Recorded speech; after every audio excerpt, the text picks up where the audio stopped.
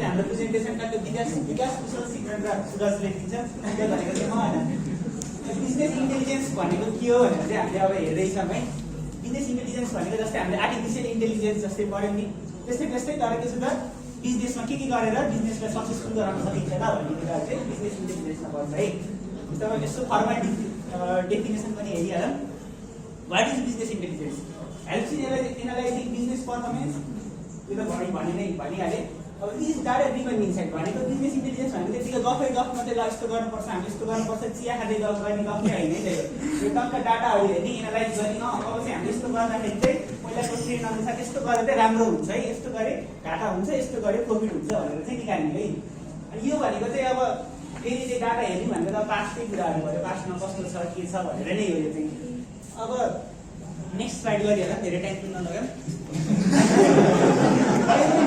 नै हेरेँ अब के गर्नु पर्यो भन्दाखेरि अब पहिलाको पार्टहरू हेर्नको लागि डाटा के गर्नु पर्यो ग्यादर गर्नु पर्यो स्टोर गर्नु पर्यो अनि एनालाइज गर्नु पर्यो अब त्यसको लागि धेरै सफ्टवेयरहरू धेरै ल्याङ्ग्वेजहरू हुन्छ है जस्तै अब गुगल एनालाइटिक्स युज गरिन्छ अब कसैले गुगलहरूको अलिक कोड रिलेटेड हुन्छ गाह्रो हुन्छ भने चाहिँ कसैले अब फेसबुकबाट मार्केटिङ गरिरहेका हुन्छ तिनीहरूले फेसबुकको पिक्सल भनिन्छ त्यो युज गरेर अब कता मेरो कस्तो मान्छेले हेरिरहेछन् मेरो एडहरू कति मिनट अब 15 सेकेन्डको भिडियोमा कति सेकेन्ड हेरिरहेछन् कस्तो बोर भन्छन् कि के भन्छन् भनेर सबै एनालाइज गर्ने कुराहरू चाहिँ बिजनेस इन्टेलिजेन्समा पर्छ अनि ट्याक्कै अनुसार स्ट्राटेजी बनाउने है त अब यतै त्यो डिफिनेसनले चाहिँ खासै कसैले पनि यो पढ्न त खासै पढेन तर पढ्न चाहिँ गर्छै फेरि ल अब यसमा चाहिँ के छ भन्दाखेरि YDI अब DI भनेको चाहिँ के छ लास्टमा भनेको जतिसुकै म स्टार्टअप गर्छु यो गर्छु भनेर लास्टमा पैसा कमाउनै छ बिजनेस इन्टेलिजेन्स भनेको नि पैसा कमाउनलाई नै युज गरिन्छ है त अब पहिला के भयो वाट ह्यापन अब लास्टमा के भयो त्यो हेर्ने वाट इज ह्यापनिङ अब के भइरहेछ त्यो हेर्ने अब त्यो हेरेपछि त्यो हेरिसकेपछि चाहिँ त्यसको कजहरू फाइन्ड गरेर अब मैले यस्तो स्ट्राटेजी बनाउनु पर्छ नि भन्ने कुरा है यो चाहिँ मैले धेरै रिभ्यू गरेँ स्ट्राटेजी भन्ने वर्ड चाहिँ अब यसमा जस्तै सानो इक्जाम्पल चाहिँ कस्तो लिन सकिन्छ भन्दाखेरि अब रिसेन्टली एडहरू आइरहेको छ नि सबैको फेसबुकमा वारमा आउँछ इन्स्टामा आउँछ अब एड हेर्दा मान्छे दिक्क भइसकेको हुन्छ अब त्यसपछि दलालले लास्ट इयर के गर्यो दलाल सस्तो दिनको लकडाउनमा एउटा मिन वार चल्यो नि अब त्यसले के गरे त सबै यो हाम्रो मार्केटिङ गर्ने तरिकाहरू सबै चेन्ज गरिदियो इलन मस्कले सुरु गर्यो होला आफ्नो ठाउँमा छ तर के छ त अब वारहरू गर्ने फन्डिङ गराउने अब एडहरूलाई चाहिँ हल्का ट्रान्सफर्म गर्न थाल्यो त्यसले के गर्यो भन्दाखेरि हल्का मान्छेहरूको इन्गेजमेन्ट बढायो त्यसले गर्दा के हुन्छ अब अल्टिमेटली फाइदा नै भयो बिजनेसको लागि जस्तै अब लास्ट इयर भन्दा पनि अस्ति अब लास्ट इयर नै भन्नु पऱ्यो यो 12 सेल भयो नि दराजको दराजले एप्रोक्सिमेटली 35 करोड जतिको एक दिनमा बेच्यो भनेर कसरी गरेर सबै स्ट्राटेजी उसले पक्कै पनि बिजनेस इन्टेलिजेन्स अब कोही हायर गरेर पक्कै पनि गऱ्यो होला अब त्यस्तो सानो डिसिजनले पनि के गर्न सक्छ त कम्पनीलाई तल कम्पनीलाई माथि 1 सेकेन्डमा पनि लान सक्छ है त यही कुरा है बिजनेस इन्टेलिजेन्समा पर्छ अब यसमा पनि त्यही छ यसमा त डाटा वेयरहाउस भनेको चाहिँ के छ भन्दा एउटा सिम्पल इक्जाम्पल हो चाहिँ डेटा वेयरहाउसमा अब मान्छेले के किनिरहेछ जस्तो उसले कस्मेटिक आइटम किनिरहेछ भने उसले कस्मेटिक आइटम रेकमेन्ड गर्नुपर्छ उसले कस्मेटिक आइटम किनिरहेको छ भने उसको टिभी हुनुपर्छ उसले सानो चाइल्डको रिलेटेड प्रोडक्टहरू पनि मैले उसलाई रेकमेन्ड गर्नुपर्छ उसले गेमिङ के हेरिरहेछ भने मैले उसलाई फोनहरू गेमिङ फोनहरू रेकमेन्ड गर्नुपर्छ त्यसले के छ डाटाहरू एनालाइज गर्ने अनि त्यही अनुसार चाहिँ मैले उसलाई रेकमेन्डेसन सिस्टमहरू बनाउनेदेखि लिएर सबै हाम्रो कम्पनीको स्ट्राटेजीहरू चाहिँ चेन्ज गर्नुपर्छ है अब बेनिफिट्स अफ BI यो चाहिँ एकदम रमाइलो नै भइहाल्यो किनकि फाइदा भएपछि रमाइलो हुने कुरा भइहाल्यो है त data to better understand business performance take additional static response to key performance indicator अब यसमा चाहिँ जस्तै मेरो पहिलाको मेन भनेको कस्टमर फाइन्ड गर्न एकदम सजिलो हुन्छ तर फेरि त्यही कस्टमरलाई आफ्नो रेगुलर कस्टमर बनाउनको लागि चाहिँ मेन गाह्रो हुन्छ अब सबै बिजनेसको अब सबै आफ्नो प्यारामिटर्सहरू एनालाइज गरेर चाहिँ मेरो पुरानो कस्टमरहरू चाहिँ मैले कसरी रिटेन गरौँ जस्तै एउटा सिम्पल कुनै स्टार्टअपमा चाहिँ 3000 युजर हुन सक्छन् युजरहरू 3000 छन् तर डेली युजर चाहिँ तपाईँ 200 पनि हुन सक्छन् नि बाँकी अब 2800 वटा युजरहरू चाहिँ किन आइरहेको छैन त के भयो कतिचोटि अनइन्स्टल गर्यो कसले मेरो नोटिफिकेसन कतिचोटि पढ्यो यदि धेरै यस्तो सानो अहिले हामीले आइटीकै कुरा गरिरहेछ नि त्यो सबै कुराहरूमा इम्प्लिमेन्ट हुने कुरा हो सानो कुराहरू चाहिँ इम्प्लिमेन्ट गरेर मेन फाइदा भनेको चाहिँ पुरानो कस्टमरहरूलाई रिटेन गर्नुपर्छ त्यो नै बिजनेस इन्टेलिजेन्सको चाहिँ मेन अब के भन्ने मोटिभ त्यही हो है त अब क्यारेक्टरिस्टिक के भयो सिंगल पोइन्ट मेरै हो नि single point of access to information time land readiness question यो भनेको चाहिँ अब हरेक टाइममा बिजनेसले के गरिरहेको छ बिजनेसमा के छ भनेर चाहिँ हरेक इन्स्ट्यान्टमा चाहिँ आफ्नो बिजनेसको बारेमा थाहा पाइराख्नुपर्छ है त्यो भएन भने चाहिँ अब हिजो के भयो भने जस्तै दरारको इक्जाम्पल लियौँ सपोज दरारले अब 12-12 के गर्यो भनेर संस्कृतिले ख्याल गरेन भने उसको संस्कृतिको त के छ त सबै कस्टमरहरू दरारमा सिफ्ट हुन सक्छ त्यो भनेको संस्कृतिको लागि एकदम नराम्रो हुन सक्छ त्यस्तै भोजदिल्सले नि केही अफर दिइहाल्यो भने फुडमान्डु भनेको उसको टप कम्पिटिटर फुडमान्डु नै हो उसले पनि केही न केही अफरहरू रन गरिरहेकै हुन्छ जस्तै अस्ति भर्खरै सबैको हाम्रो त्यो दिन सायद बिदा नै थियो होला पानी पर्दाखेरि के भयो त सबै राइडर्सहरू एभाइलेबल थिएन त्यो बेलामा कसैले भोजदिल्स फुडमान्डुबाट अर्डर गर्ने भयो भने के हुन्छ राइडर्सहरू सबै भोजदिल्सको चाहिँ डाउन दिए मतलब धेरै अर्डर आएर चाहिँ उनीहरू प्याक भइसकेको थियो त्यो बेलामा चाहिँ फुडमान्डुले के गर्यो सडन एक्स्ट्रा डेलिभरी मान्छेहरूले चाहिँ राखेर चाहिँ के गर्यो त भोजदिल्स यो बेलामा डाउन भइरहेको छ यो बेलामा चाहिँ हामीले त्यसो त एक्स्ट्रा हामीले बिजनेस गरिहाल्नुपर्छ यो चाहिँ हाम्रो एउटा कस्टमरहरू तान्ने चाहिँ हाम्रो नेक्स्ट यो चाहिँ हाम्रो राम्रो मौका छ है भनेर यस्तो सानो सानो स्ट्राटेजीहरू बनाउनु पनि के छ त बिगाइनु पर्छ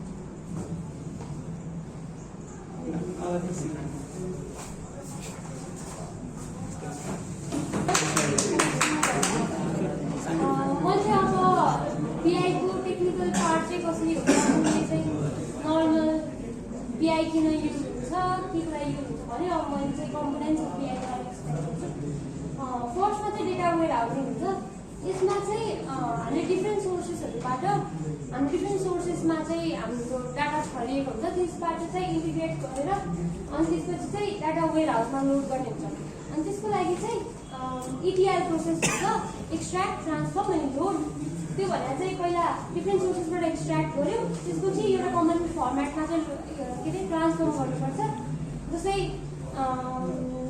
स्टुडेन्ट्सहरूको बारेमा डाटा कलेक्ट गरेको छ भने कसैले एजमा चाहिँ डेट अफ बर्थ लेख्छ भने कसैले चाहिँ एज नै लेख्छ जस्तै 22 इयर्स भन्नु होइन त्योहरूलाई चाहिँ एउटै फर्मेटमा लगाउनु पऱ्यो नि त अब यसको लागि इक्जाम्पल भन्यो भने चाहिँ एमाजोनको चाहिँ एडब्ल्युएसमा एउटा S3 भन्ने सर्भिस छ होइन त्यो चाहिँ खासमा डाटा डम्प गर्ने सर्भिस हो तर त्यसमा चाहिँ कस्तो हुन्छ भने जस्तै एसक्युएलबाट डाटा भयो टेक्स्ट फाइलहरू तिनीहरूबाट चाहिँ एज अब्जेक्ट लोड गरेर सर्टेन कन्डिसन पुगेपछि चाहिँ इटिएल ट्रिगर गर्नुपर्छ कि अनि इटिएल ट्रिगर गरेर डेटा वेयर हाउस मेन्टेन गर्नुपर्छ होइन त्यसपछि ग्राफिकल त्यो चाहिँ बनाइसकेपछि चाहिँ अब ग्राफिकल ओल्याप बनाउनु पऱ्यो त्यो चाहिँ यो चाहिँ किन भन्दा क्वेरिजहरू लिन सक्नु पाउँछ भने कि अहिले त फ्ल्याट स्ट्रक्चर बन्छ होइन एउटा कमन फर्मेटमा ल्याएपछि त्यसपछि चाहिँ यसरी स्ट्रक्चर्सहरू बनायो भने चाहिँ अब ठ्याक्कै जस्तै स्टुडेन्ट्सहरूको डाटामा यो स्टुडेन्ट छ भने अनि यहाँ सब्जेक्ट्सहरू छ म्याथ साइन्स सोसल भनेर छ भने अनि त्यसपछि यहाँ चाहिँ मार्क्स छ यहाँ चाहिँ मार्क्स छ यहाँ चाहिँ सब्जेक्ट छ यहाँ चाहिँ नाम छ त्यसपछि 3D मा पनि हुँदैन जतिवटा डाइमेन्सन त्यतिवटा क्यु बनाउने चाहिँ त्यो ट्रेड अफ हो होइन अब कतिको निकाल्दाखेरिको कतिको एक्सेस टाइम चाहिन्छ भन्ने अनुसार हो यो चाहिँ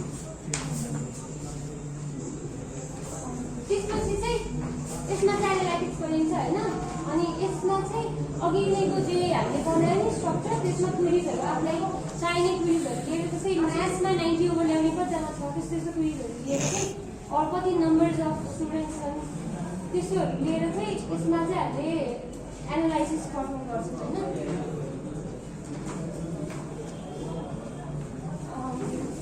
अनि त्यो एनालाइसिसबाट चाहिँ जस्तै अब धेरै जस्तो त्यस्तो एनालाइसिसहरू चाहिँ बिजनेस चाहिँ टेक्निकल ल्याङ्ग्वेजमा हुन्छ कि अनि त्यो नर्मल पब्लिक अब यसको रिपोर्ट्सहरूलाई चाहिँ नर्मल पब्लिकले बुझ्नु भने चाहिँ हामीले भिजुअलाइजेसन बनायो होइन अब एक्जाम्पलको लागि जस्तै 3/4 भयो भने 3/4 पिक्टोरियल रिप्रेजेन्टेसनमा बेटर देखिन्छ नि त होइन अन्डरस्ट्यान्डिङको लागि अनि त्यो चाहिँ गरिन्छ अनि अब त्यो गरिसकेपछि चाहिँ अब डिसिजन मेकिङको लागि जान्छ यसमा डाटा माइनिङ टेक्निक्सहरू युज हुन्छ मोस्ट अफ द टाइम्स यसमा युज हुनेहरू चाहिँ क्लस्टरिङ आउटलायर डिटेक्सन अब यो कतिको नर्मल हो यस्तो कामहरू भइराख्न भनेर डिटेक्सन गर्नको लागि अनि त्यस्तै अब स्टुडेन्ट्सहरूको मार्क्स हेरेर यो स्टुडेन्ट कतिको आउटस्ट्यान्डिङ हो कि होइन भनेर हेर्नको लागि आउटलायर डिटेक्सन भयो ऱ्यान्डम फरेस्टहरू डिसिजन ट्रीहरू यो त्यो चाहिँ बढी युज हुन्छ यसको लागि अब पिआईको च्यालेन्जेस हेर्ने भने lack of data quality critical data ब्युटेड in different systems and lack of expertise data क्वालिटीको कुरा गर्ने भने जस्तो डाटा कम्प्लिट हुँदैन कतिजनाले डाटा सबै कुरा भरिआएको हुँदैन, जस्तै एज भर्दैन, मार्क्स कति मार्क्स आएर भन्ने हुँदैन, तर एज भर्दैन, पेरेन्टको नाम भर्दैन, त्यस्तो भइरहेको हुन्छ, कम्प्लिट भएन, कन्सिस्टेन्ट हुँदैन, अनि डुप्लिकेसन हुन्छ डेटाको। अर्को क्रिटिकल डाटा आइडेन्टिफिकेसन सिस्टम, जस्तै सबै डाटा चाहिँ हामीले एक्सेस गर्नु मिल्दैन कि। अब इक्जाम्पल दिने हो भने जस्तै एउटा एग्रिकल्चरको एड बनायो भने कुन ठाउँमा के प्रडक्सन गर्दा फाइदा हुन्छ भन्ने एड बनायो भने त्यसको लागि हामीलाई सोइल कुन ठाउँमा कस्तो सोइल्सहरू डाटा चाहिन्छ नि त, तर गभर्मेन्टले त्यो डाटा दिँदैन कि। यो एउटा त्यसमा एउटा डाटा दिँदैन गभर्मेन्टले। अनि ल्याक अफ एक्सपर्टिजको कुरा चाहिँ त्यो अघि नै भनेको प्रोसेसहरू एकदम इन्टेन्सिभली टेक्निकल प्रोसेस हो कि, अनि त्यसको लागि चाहिँ एक्सपर्टिजको कमजोरी परिरहेको हुन्छ। अल्सो यसमा चाहिँ कस्तो हुन्छ भने त्यो माथिको प्रोसेसहरूमा माथिको फर्स्टको प्रोसेस बिग्रियो भने सेकेन्डको बिग्रिन्छ, त्यसले रिप्रेजेन्टेसन बिग्रियो भने पछाडिको भिजुअलाइजेसन पनि बिग्रिन्छ। त्यही भएर ल्याक अफ एक्सपर्टिज चाहिँ ठुलो प्रब्लम हो, च्यालेन्ज हो। अनि टुल्स फर बिआई एउटा अन प्रेमिस भयो, एउटा क्लाउड सर्भिसेस भयो। अन प्रेमिसेसमा चाहिँ अन प्रेमिसेस किन गरिन्छ भन्दाखेरि चाहिँ सानो डाटा छ, थोरै डाटा छ, अनि कम्प्लेक्सिटी क्लाउडमा गर्दा कम्प्लेक्सिटी किन बढाउनु, किन टेक्निकल कम्प्लेक्सिटी बढाउनु भनेर अन प्रेमिसमा गरिन्छ। अर कन्फिडेन्सियल डाटा छ भने, कन्फिडेन्सियल डाटा छ भने आफ्नैमा गर्नु पऱ्यो होइन, अनि त्यसको लागि चाहिँ इनफ रिसोर्स पनि चाहियो। अनि क्लाउड सर्भिस चाहिँ अब त्यस्तो भएन, डाटा धेरै छ, रिसोर्स धेरै चाहिन्छ र रिसोर्स किन्नु गाह्रो हुन्छ भनेर चाहिँ क्लाउड सर्भिस गर्नु भयो। क्लाउड सर्भिस त्यही भएर कस्ट इफिसियन्ट भयो। थोरै डाटा हुँदा कस्ट इफिसियन्ट अन प्रेमिस हुन्छ भने, थोरै डाटा अनि लेस कम्प्लेक्स हुन्छ भने धेरै डाटा हुँदा क्लाउड सर्भिस इफिसियन्ट हुन्छ, स्केलेबल हुने भयो। किनभने थ्योरिटिकल्ली त क्लाउड सर्भिस कम्पिटेसनली त एकदम इन्फाइनाइट छ नि त, त्यही भएर क्लाउड सर्भिस स्केलेबल भयो। अनि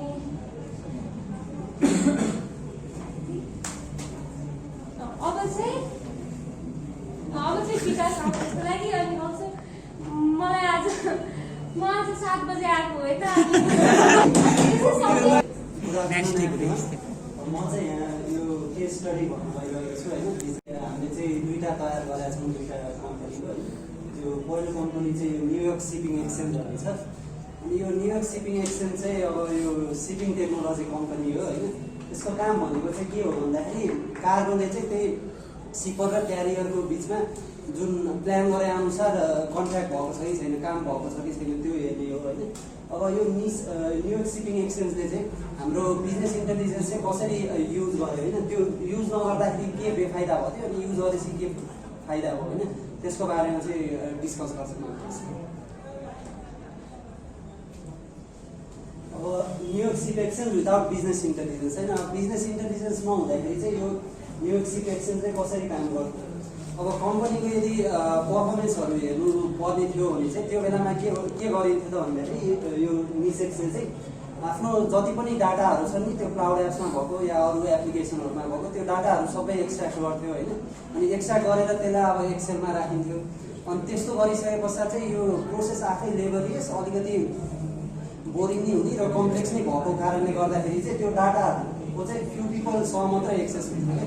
अनि त्यो डाटाबाट नि फेरि अब यदि रिपोर्टहरू बनाउनु पऱ्यो भने चाहिँ त्यो बेलामा चाहिँ एउटा छुट्टै इन्जिनियरिङ टिम जस्तो हुन्थ्यो कि। अनि त्यही इन्जिनियरिङ टिमहरूले चाहिँ जो यो डाटाहरूको एक्सेस गर्ने होइन। अनि कम्पनीको पर्फर्मेन्सहरू चाहिँ इन टर्म्स अफ डाटा अब कसरी प्लान गर्ने, अहिले के भइरहेको छ त्यो अनुसारले हेर्ने गरिन्थ्यो क्या।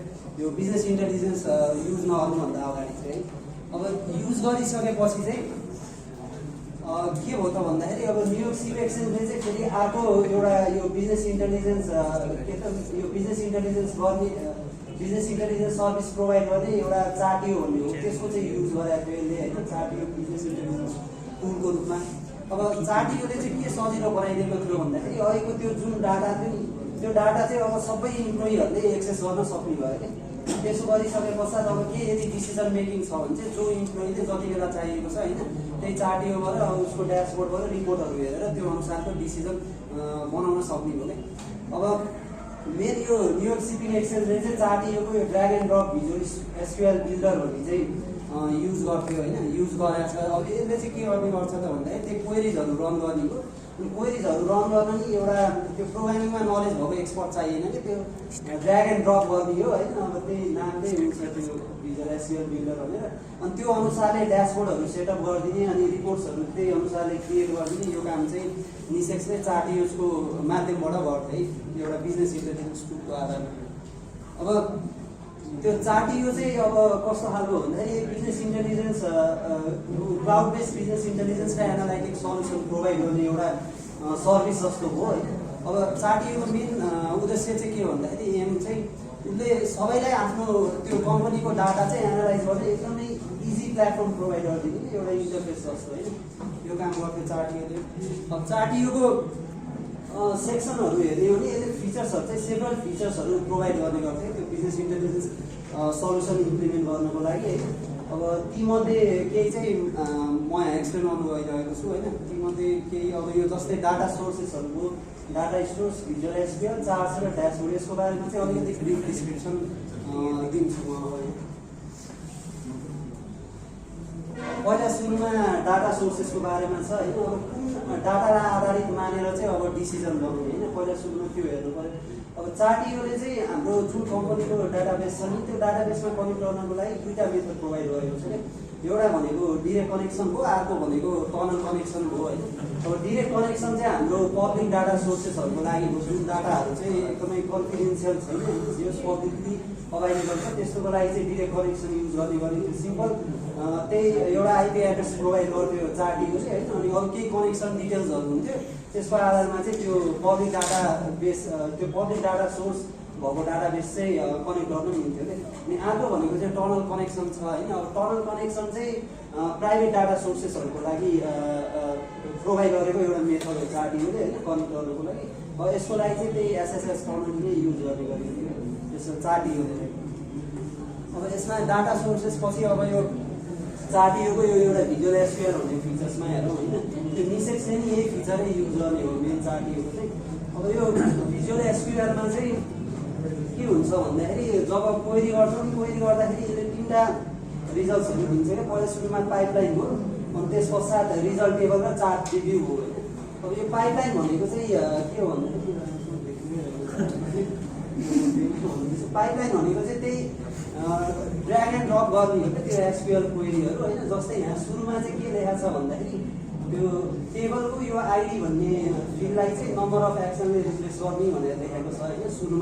सुरुमा त्यो अपरेसन गरियो। त्यस पश्चात चाहिँ अनि फेरि क्रिएटेड डेटलाई मन्थ अफ क्रिएटेड डेटले रिप्लेस गर्ने भनेको छ होइन यो फिल्डलाई। अनि त्यसपछि चाहिँ यो तेस्रो क्वेरी भनेको चाहिँ एक्सन गर्ने भनेको छ होइन। यो एक्सन चाहिँ यसमा के गरेको छ त भन्दाखेरि यो जुन नम्बर अफ एक्सन्स छ नि, यो नम्बर अफ एक्सन्सलाई समिसन गरिएको छ क्या, सम गरिएको छ होइन पर मन्थ क्या त्यो क्रिएटेड डेटको आधारमा। अनि त्यो अनुसारले चाहिँ हाम्रो एक्सन गरेर यो चार्ट रिभ्यू र यो रिजल्ट टेबल चाहिँ निकालिएको हो क्या यो भिजुअल एसक्युएलबाट होइन। जस्तै यो चार्ट रिभ्यूमा चाहिँ यहाँ तल चाहिँ यो मन्थ अफ क्रिएटेड डेट हो, मन्थको आधारमा छ हरेक ग्राफहरू होइन। र त्यो मन्थमा चाहिँ कतिवटा एक्सन्सहरू भइरहेको छ, त्यो एक्सन्सहरू चाहिँ देखाएको हो कि त्यही डाटालाई भिजुअलाइजेसन मात्र गरिदिएको हो यो चार्टियोको भिजुअल एसक्युएलले होइन। अब यस्तो गरिसकेपछि चाहिँ अब त्यो चार्ट बनाइदिसकेपछि चाहिँ त्यो चार्टलाई अब ड्यासबोर्डमा सेभ गर्न मिल्ने हो क्या। ड्यासबोर्डमा सेभ गरेर अब कुनै इम्प्लोइलाई चाहियो भने होइन त्यो इम्प्लोइले भ्यू गर्न सक्ने हो अब डिसिजन बनाउनको लागि।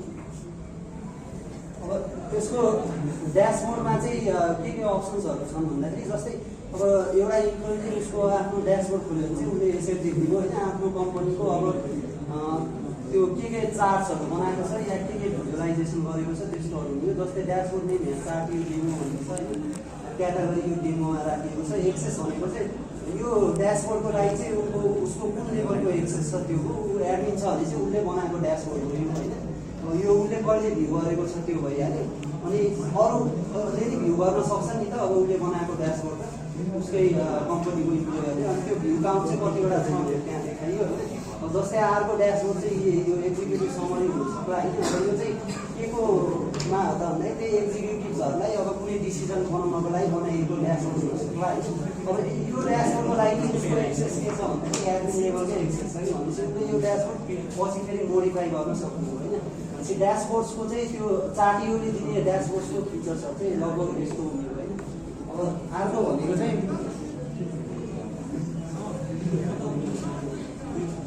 चार्जको बारेमा भयो होइन, चार्टको बारेमा। अब जुन अघि त्यो एसक्युएल त्यो इम्प्लिमेन्ट गरेर चार्ट बनाएको थियो नि भिजुअल एसक्युएल, अब त्यो चार्टलाई नि अब आफै मोडिफाई या कस्टमाइज गर्नु मिल्ने यसमा चाहिँ। अब चार्ट सेटिङमा यो सेटिङ्सहरू भयो त्यो चार्टहरू प्रोभाइड गरेको जेनरल एक्सेस कलर सिरिजहरू। अब यो जेनरलको के के चाहिँ हेर्छौँ हामी होइन।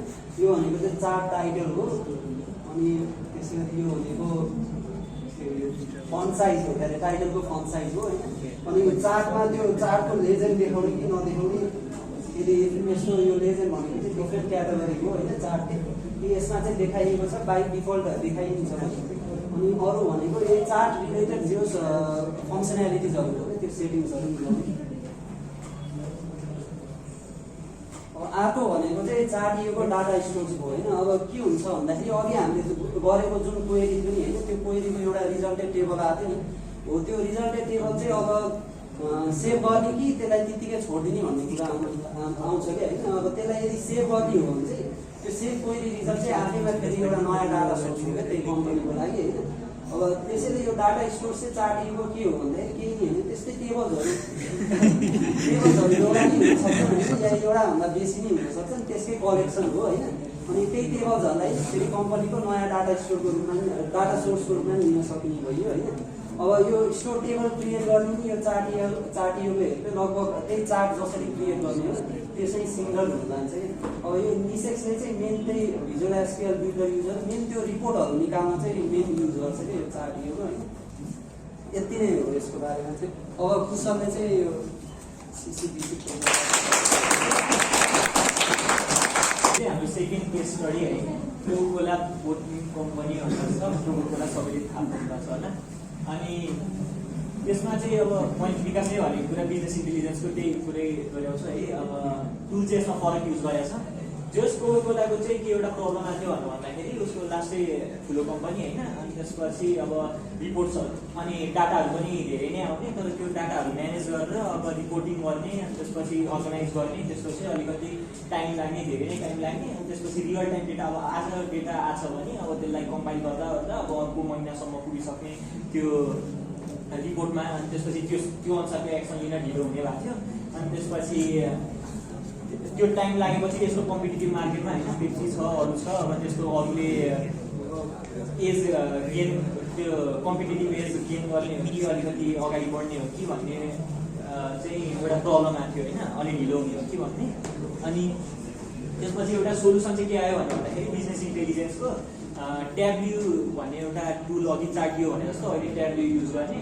अनि त्यो ट्याब्ल्यू चाहिँ कस्तो हुन्छ भन्दाखेरि त्यो रिपोर्टहरू इन्कमिङ एकचोटि डाटाहरू इन्कमिङै भइरहेको हुन्छ, स्ट्रिमिङै भइरहेको हुन्छ, रियल टाइममै डेटा आइरहेको हुन्छ। अनि त्यसलाई एकैचोटि प्रोसेस गरेर पछाडि ब्याकमा एउटा ड्यासबोर्ड जस्तो क्रिएट गर्ने, अनि त्यसमा इन्टरफेसहरू सजिलो तरिकाले जसले पनि गर्न सक्ने भयो। अनि त्यसपछि अहिले अब त्यसले गर्दाखेरि चाहिँ के हो भन्दाखेरि लास्टमा रिजल्ट चाहिँ 260 आवर्स अ इयर भनेको धेरै नै हो एउटा कम्पनीको लागि। त्यो गर्न सक्ने भयो, त्यो सेभ गर्न सक्ने भयो।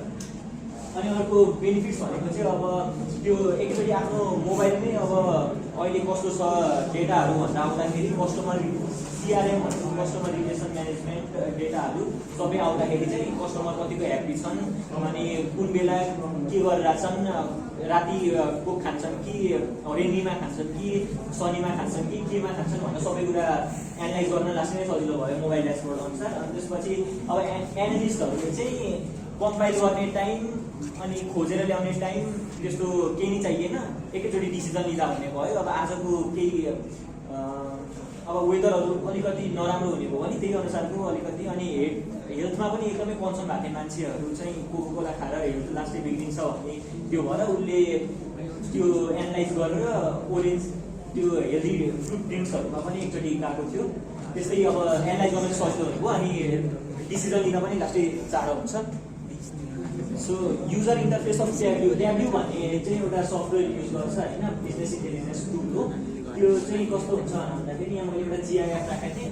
अब यो पिडिएफमा चाहिँ एउटा पिक्चरमा कन्भर्ट भयो होइन। यो यहाँ चाहिँ डाइमेन्सन हुन्छ, यो चाहिँ डेटहरू अब हामीले कम्पेयर गर्न मिल्यो। यहाँ ड्र्याग एन्ड ड्रप हुन्छ, यसलाई ड्र्याग गर्ने अनि त्यसपछि यतापट्टि चार्ट बन्न थाल्छ डेट कुन डेटमा, त्यसपछि यसलाई कन्ट्री राख्यो भने कुन डेटमा कुन कन्ट्रीमा कति सेल्स भएको थियो यताउता त्यस्तो सबै हेर्नु मिल्छ। अनि यहाँ कलरहरू पनि अब टाइममा राख्यो भने मैले अब कुन घन्टामा 24 घन्टामा कुन चाहिँ डिफ्रेन्ट कलर देखाएर अब कतिखेर बढी खाते कतिखेर बढी कन्ज्युम भएको थियो बिक्री भएको थियो बढी भनेर हेर्न सक्छ। अनि यहाँ मेजर्सहरू भनेको अब केही आवृत्ति टेम्परेचर यिनीहरू पनि इफेक्ट गर्छ, यस्तो कुराहरू पनि ड्र्याग एन्ड ड्रपहरू सबै ड्र्याग एन्ड ड्रपहरू गरेर यहाँ मजाले हेर्न सकिन्छ। अनि यति हेरिसकेपछि यो चाहिँ डाटाको एनालाइज गर्ने डाटा हेर्ने पार्ट भयो। अनि अर्को चाहिँ यो चाहिँ एनालिटिक्स भनेको चाहिँ त्यो डाटा अनुसारको अब यहाँ एभरेज लाइन देखाउने, यसरी एउटा लाइन काट्ने, रिफरेन्स लाइन देखाउने, त्यसपछि बक्स प्लटहरू जेनेरेट गर्ने, यस्तो चाहिँ एनालिटिक्सले आफै गर्ने हुन्छ। पनि अर्को इन्टरफेस हो यसको ट्याब्लेटको।